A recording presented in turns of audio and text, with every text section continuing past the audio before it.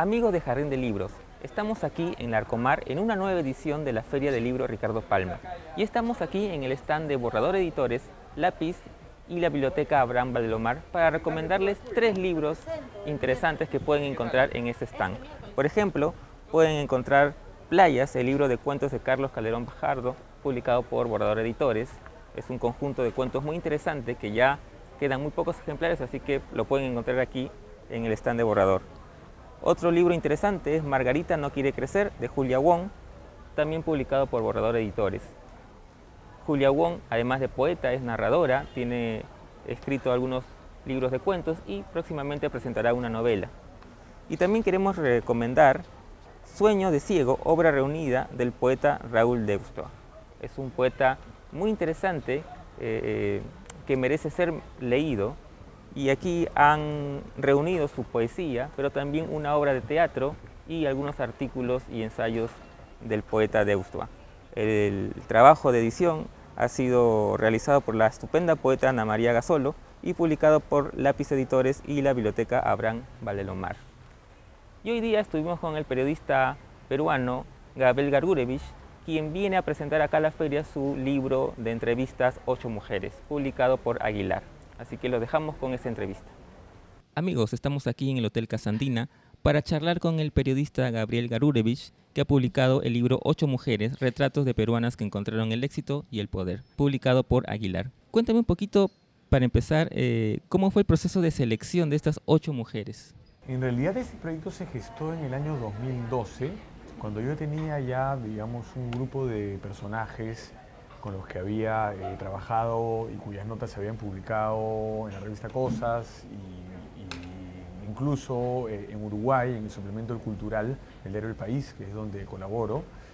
Pero era una lista extensa, digamos, eran más o menos como unos 30 personajes y mi editora, Anaíba Renuevo, me dijo que era una lista muy extensa, ¿no? Y que había que encontrar un foco. Porque esa lista era como 30 personas, estaba desde Pedro Suárez Vértiz, Fernando de Cislo, Carlos Alcántara, muchas mujeres, actrices, políticos, había un montón de gente. Me dijo, hay que encontrar un foco, ¿no?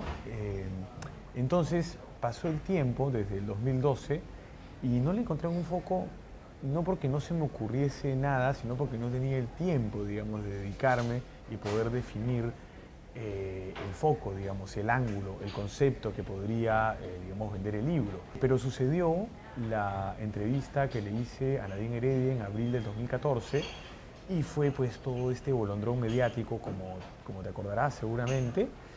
Y ahí, bueno, se me ocurrió y dije, este es el foco, ¿no?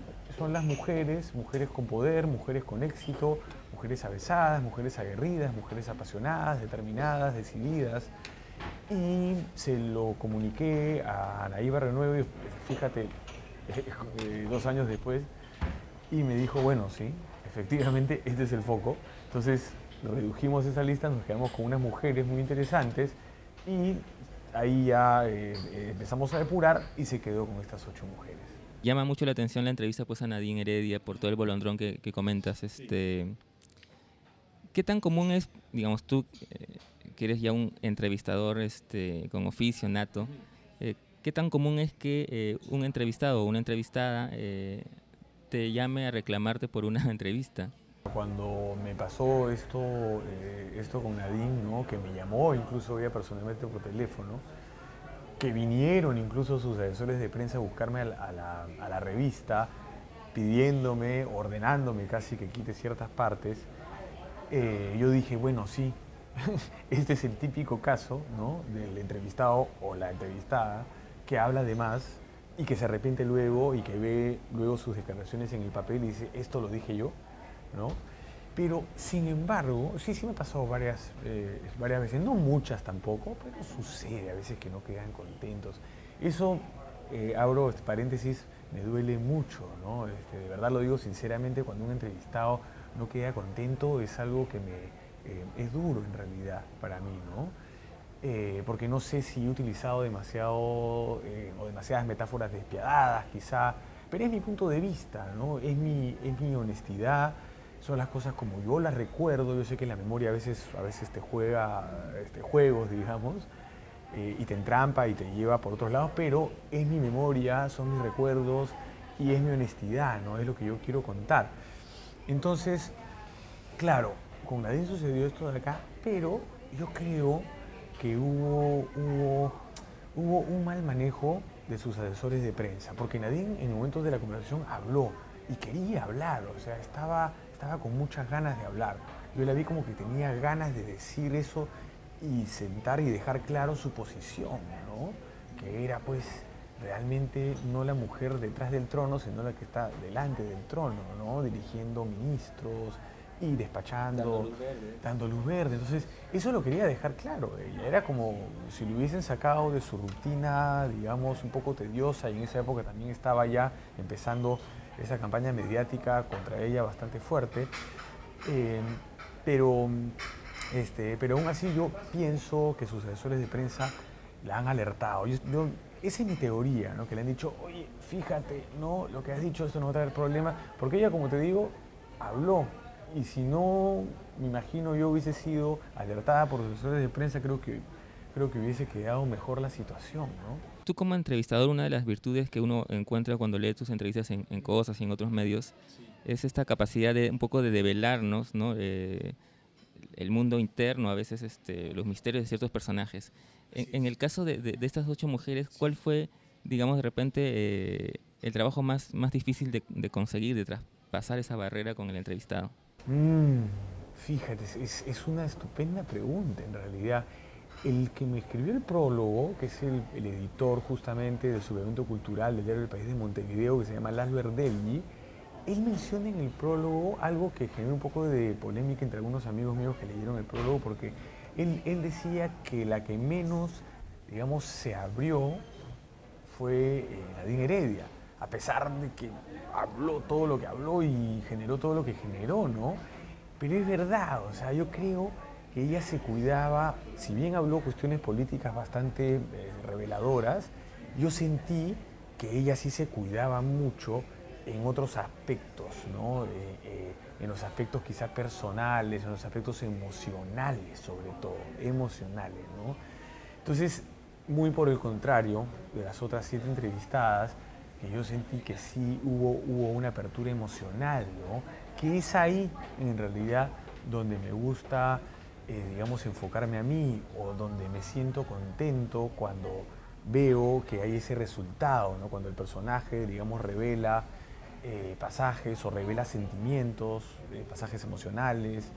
Eso para mí me parece muy rico, porque realmente perfila pues, a la persona. Si bien hay que hablar sobre la obra de la persona, sobre lo que tiene que promocionar la persona, porque es como un trueque, ¿no? Ellos te dicen lo que tienen que promocionar y te dan un poquito de algo suyo, digamos, ¿no?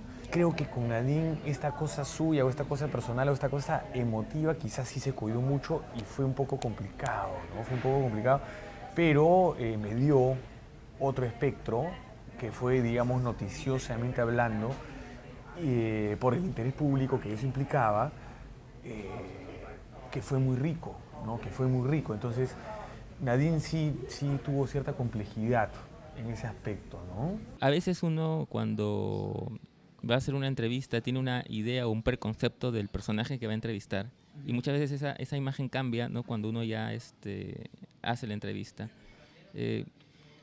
Estas 8 mujeres, ¿hubo algún caso en particular que llamó tu atención porque era muy distinto a lo que tú habías pensado que era? Una de ellas es Stephanie Cayo, ¿no? Stephanie Cayo, porque en el libro, digamos que se amalgaman o se fusionan un poco, creo que 4 entrevistas son que le he hecho en el 2007, en el 2009, en el 2013, 2014, le he hecho varias entrevistas que se han... Entonces ahí puedes ver más o menos el progreso o el desarrollo de un personaje y lo que va pasando en su vida, ¿no? Pero cuando la entrevisté la primera vez, yo no la conocía, pues en el 2007, ¿no? Y ahí la veía en las fotos, pues la veía por ahí en las telenovelas, ¿no? Estaba acostumbrado yo a entrevistar actrices, actores, ¿no? Y me pareció que ella era muy distinta de todos estos actrices y actores, y incluso modelos, porque a veces se le puede catalogar a ella como una modelo, porque es modelo también de ciertas marcas. Pero me sorprendió muchísimo ella, su astucia, su inteligencia no solamente racional, sino también emocional. Es una chica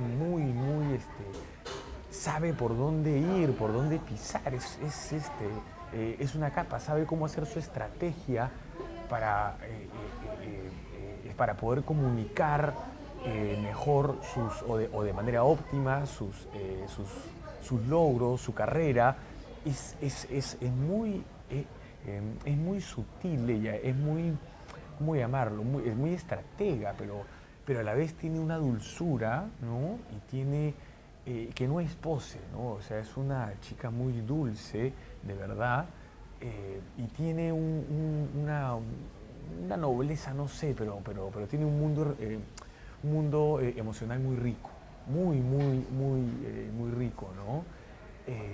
Sí, bueno, este fue un caso, ¿no? Luego también con Natalia Málaga, ¿no? Que al principio yo estaba un poco aterrado ahí en su auto porque hicimos un recorrido con ella, fuimos a montar caballo, fuimos a su casa, la compañía de la Videna, entonces estuvimos, ¿no? Todo un día juntos. Y al inicio sí sentí que me podía bajar del carro, ¿no? Porque ella siempre está carajeando, está puteando, ¿no? Entonces yo decía, y a veces yo le hacía algunas preguntas impertinentes y por ahí que me miraba así, pero después me di cuenta que es parte como de su personaje, ¿no? Y es así, es como un personaje también que ella está creando. No sé si es un personaje, pero ella es así en todo caso, ya. Y tenía cierta cuota como de ternura, ¿no? Le encantan los animales, o a sus caballos los adora como sus hijos, a sus perritos, a sus gatitos, todo el tiempo está haciendo mimos, hablando con la voz aguda y la verdad que también ver ese lado tierno de ella fue conmovedor.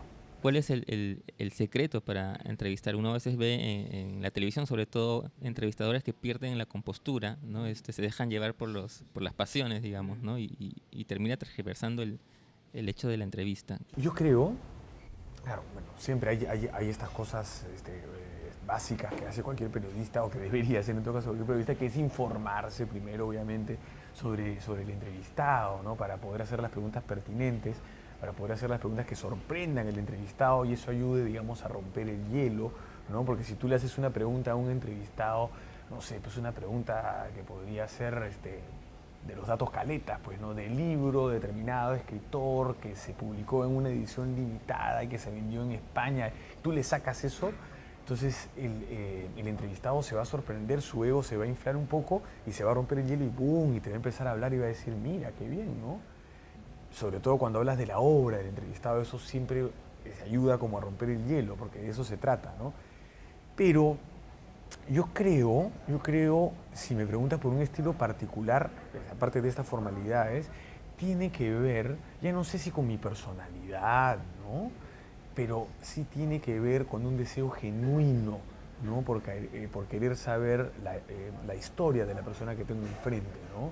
Por mirarla a los ojos y estar 100% presente, digamos, en la entrevista y 100% con los oídos abiertos para poder escuchar lo que me está diciendo. Yo creo que no sé si tienes la mitad de la entrevista ganada, pero cuando hay un interés genuino, o sea, de verdad que sale de las entrañas por querer saber quién es este personaje, sobre su obra, sobre su vida, y eso lo siente el entrevistado, pues siente que hay, ¿no? García Márquez decía que una entrevista es como el amor, ¿no? Decía algo así, no me acuerdo exactamente, pero que se necesitan dos, ¿no? Como para generar este idilio, ¿no?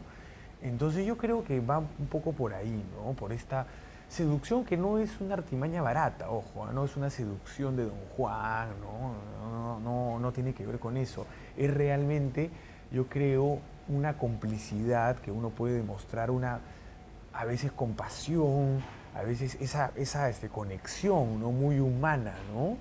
Y eso hace pues que al final el entrevistado o la entrevistada se olvide pues que está frente a un periodista y se sienta cómodo y se relaje y la cosa fluya, ¿no? Yo creo que por ahí va el asunto, ¿no? Ahora, ojo, no es un engaño, yo soy totalmente sincero, ¿no? Cuando hago mis entrevistas y honesto, así como también cuando escribo.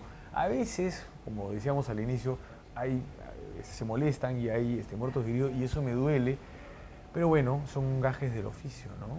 Amigos, estuvimos con el periodista Gabriel Garurevich, que ha publicado su libro 8 mujeres, 8 personajes destacados que, como dice el libro, encontraron el éxito y el poder.